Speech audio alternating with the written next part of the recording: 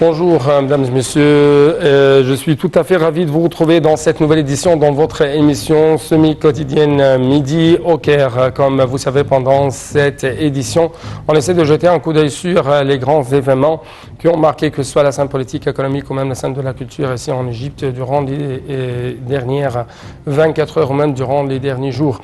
Justement, pendant cette édition, on va la diviser en deux parties. Premièrement, les relations entre l'Égypte et la France, l'évolution, les grandes lignes, et ce à l'occasion de la visite du président Abdel Fattah al-Sisi. La deuxième partie sera bien sûr une sorte de groupe de nouvelles en ce qui concerne les grands événements qui ont touché la scène politique et économique de l'Égypte durant les derniers jours. Donc une toute petite pause. Après ça, on va commencer notre édition.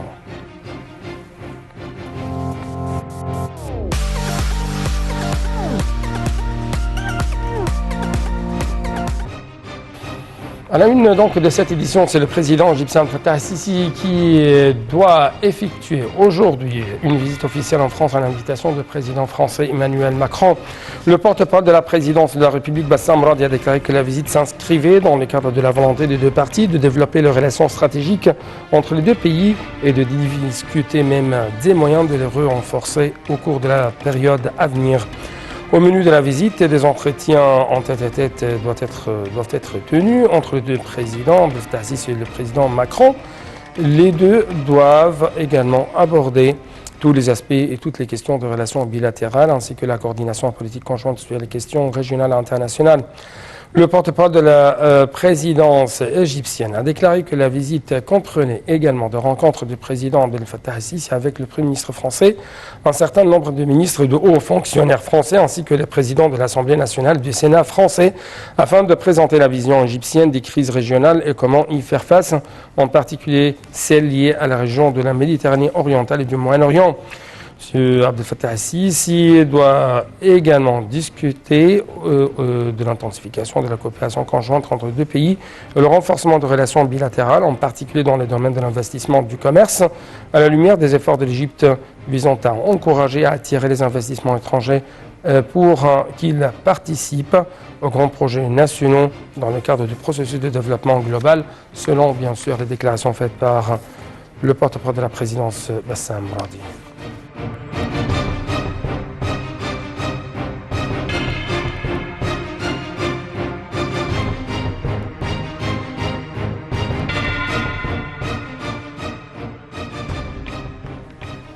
Donc, pour évoquer la spécificité et la profondeur historique de la relation entre l'Égypte et la France, les Égyptiens se réfèrent volontiers aux liens extrêmement étroits qui ont prévalu entre les deux pays tout au long du XIXe siècle, ainsi qu'à la contribution de la France au développement économique de l'Égypte et partant dans sa lutte contre le terrorisme et pour la démocratie. Une relation bilatérale est encore marquée par cette proximité. Donc, Chib Boussela va vous donner plus d'explications.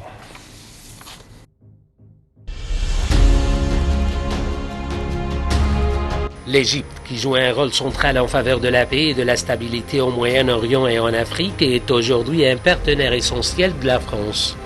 La relation bilatérale ancienne s'est nettement renforcée récemment par une volonté commune d'établir un partenariat sur la durée.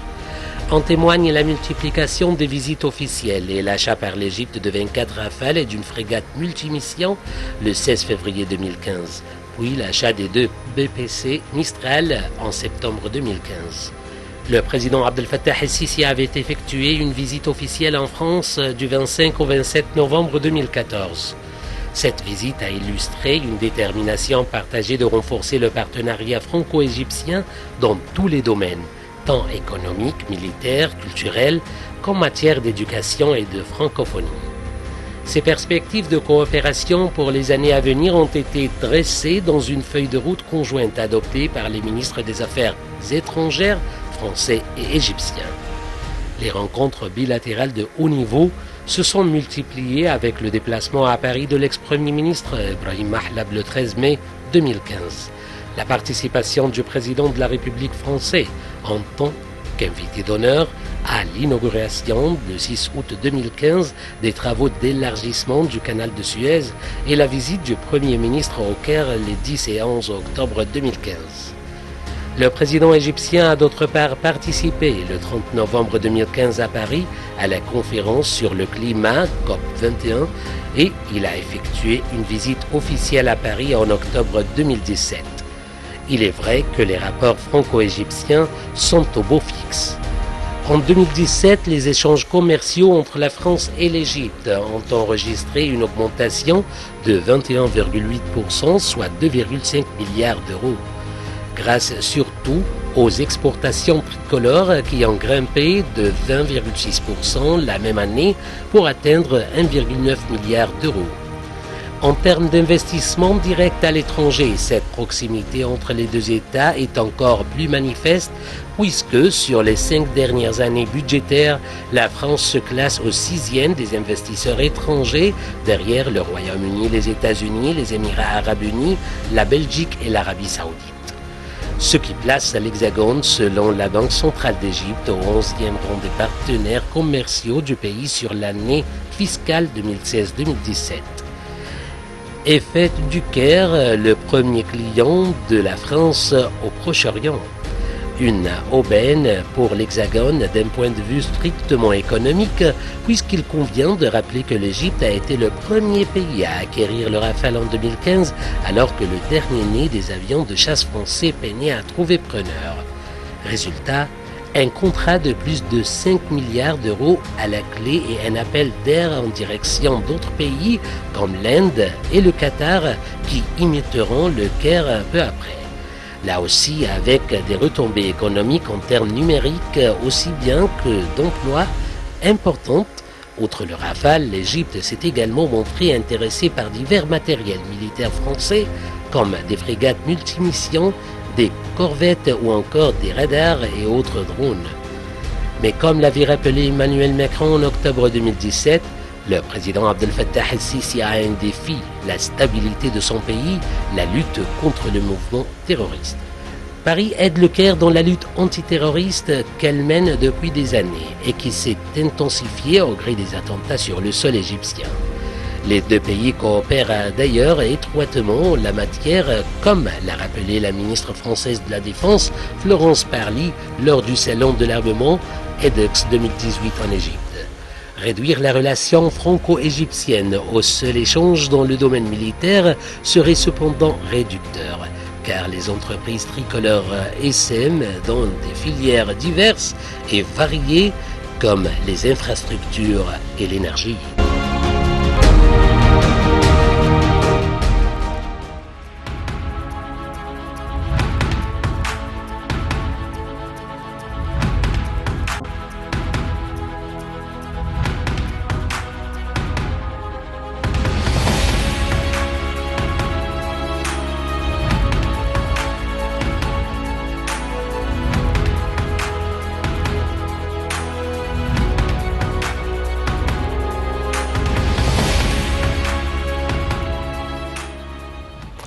Donc, comme vous venez de regarder, chers téléspectateurs, une longue histoire de coopération bilatérale entre la France et l'Égypte. Donc, à la lumière des défis auxquels sont confrontées les régions du Moyen-Orient et de la Méditerranée orientale, c'est tout à fait nécessaire d'avoir une sorte de coopération de plus en plus intensifiée entre les deux parties. Donc, à la lumière même de cette visite effectuée par le président égyptien Fattah el-Sisi actuellement en France, il y a bien sûr plusieurs axes et une importance très, bien sûr, affichée en ce qui concerne les discussions entre le président Fattah el-Sisi et les autres responsables français, en tête Monsieur le Président Emmanuel Macron. Donc pour avoir plus d'explications, nous avons l'honneur actuellement, nous, de la TV internationale, d'avoir bien sûr l'ambassadeur Hifni, qui était même ex-ministre adjoint des Affaires étrangères, spécialité affaires africaines. Vous êtes toujours le bienvenu, Monsieur l'ambassadeur. Je vous remercie infiniment. Bonjour. Bonjour, monsieur. Donc, monsieur l'ambassadeur, comment vous lisez actuellement cette visite effectuée par le président Abdel Fattah al-Sisi en France? Quels sont les objectifs, les grands axes?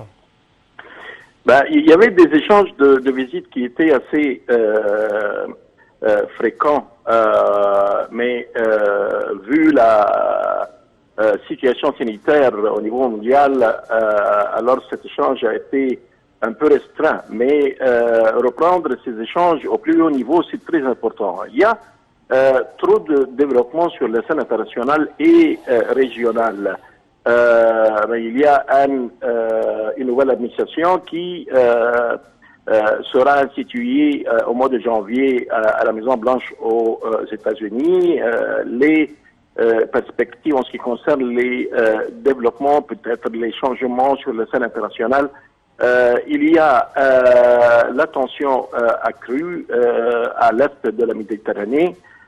Il y a la situation au Liban, la Syrie. Il y a une concertation constante concernant ces dossiers, mais également en ce qui concerne la situation en Libye. Alors, cette visite, elle est très importante afin qu'ils puissent poursuivre leur concertation portant sur ces dossiers et d'autres dossiers qui sont de priorité pour la diplomatie égyptienne, la diplomatie française.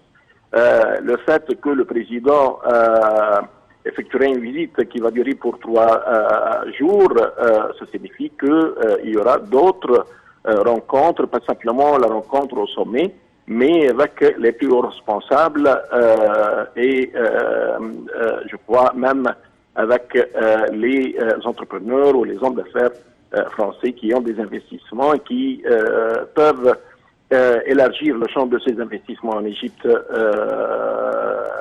dans un prochain avenir. Oui.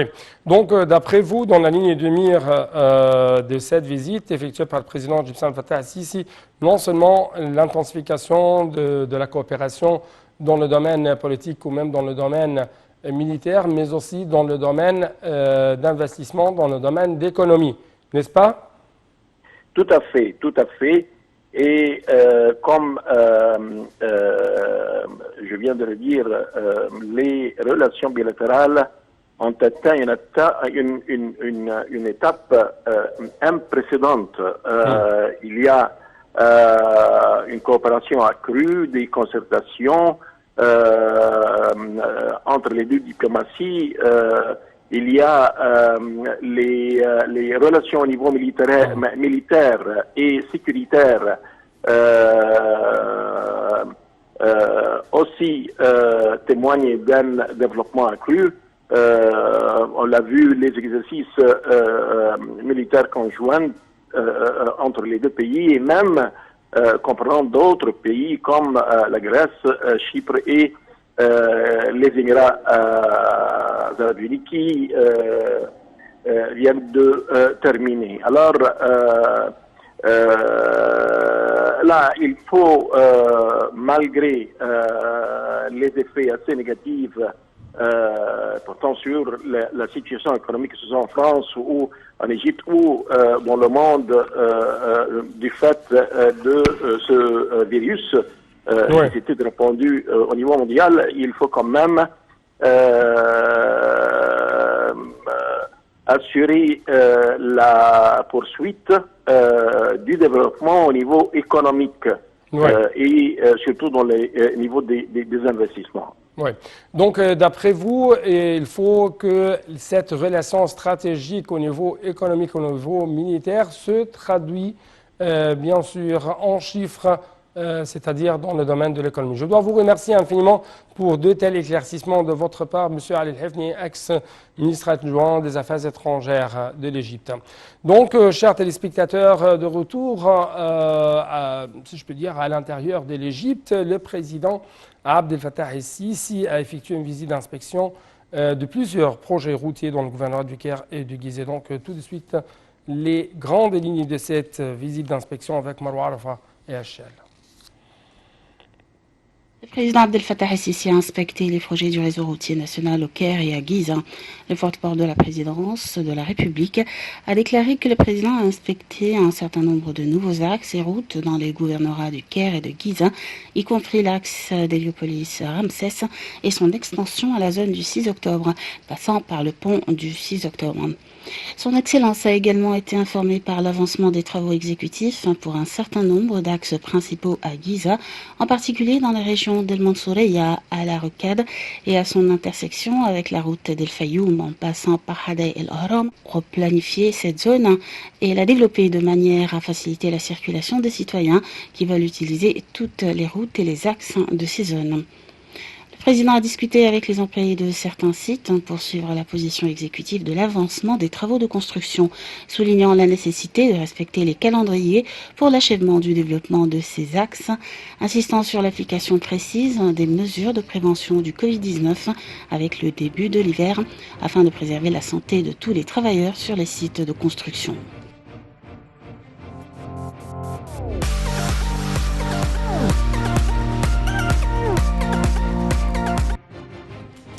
Peu de temps avant qu'il parte pour la France, le président Abdel Fattah el-Sisi s'est entretenu au Caire avec le ministre grec de la Défense, Nicolas Panagiotopoulos. Le chef de l'État a salué le niveau actuel de coopération atteint entre l'Égypte et la Grèce et a exprimé même sa inspiration à développer la coopération militaire entre les deux pays. Et puis, suite un commentaire. Le président Abdel Fattah el-Sisi a accueilli le ministre grec de la Défense, Nikolaos Panagiotopoulos, en présence du ministre de la Défense et de la Production militaire, le lieutenant-général Mohamed Zaki, ainsi que l'ambassadeur de la Grèce au Caire.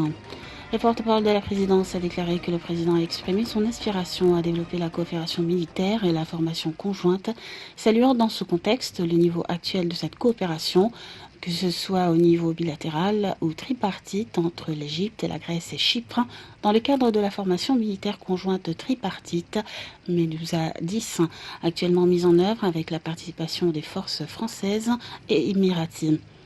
De même, le président el-Sisi a également affirmé que cette coopération tripartite était le résultat d'une coopération fructueuse dans un cadre commun exemplaire de vision et des situations équilibrées fondées sur le respect, le bon voisinage et les intérêts mutuels, conformément aux normes internationales pour la sécurité et la stabilité de la région de la Méditerranée orientale, aussi loin de l'approche des tensions et des problèmes.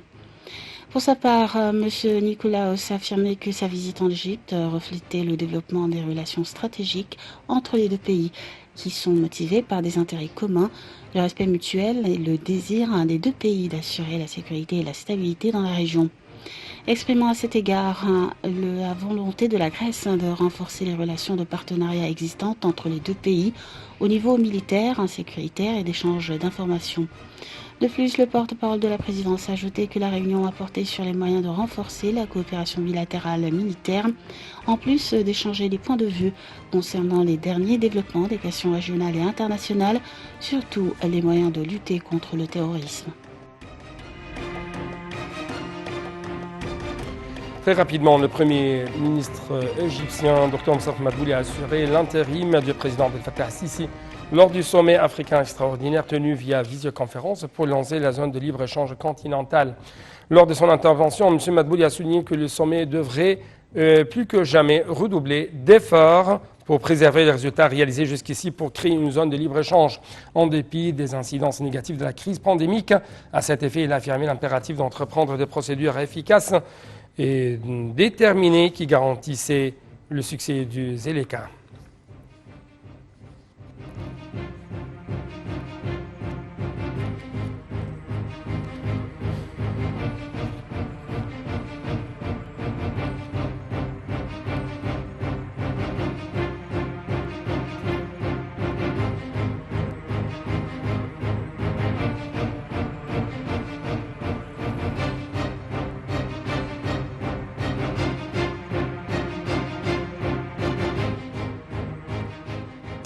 L'Égypte est l'une des 10 économies à la croissance la plus rapide du monde en 2020 et a même réussi jusqu'ici à surmonter les répercussions de Covid-19. C'est ce qu'a estimé l'agence américaine Bloomberg dans un rapport publié sur son site internet.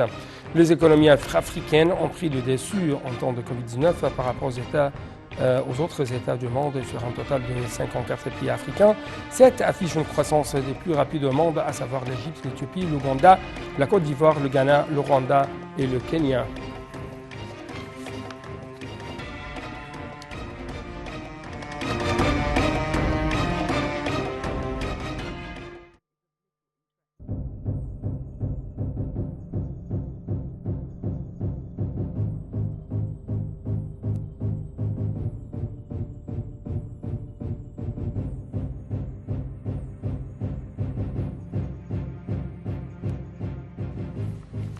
Donc avec dernière nouvelle, nous arrivons à la fin de cette édition. Merci beaucoup, chers téléspectateurs, pour votre attention et bonne suite de nos programmes sur l'Antenne internationale.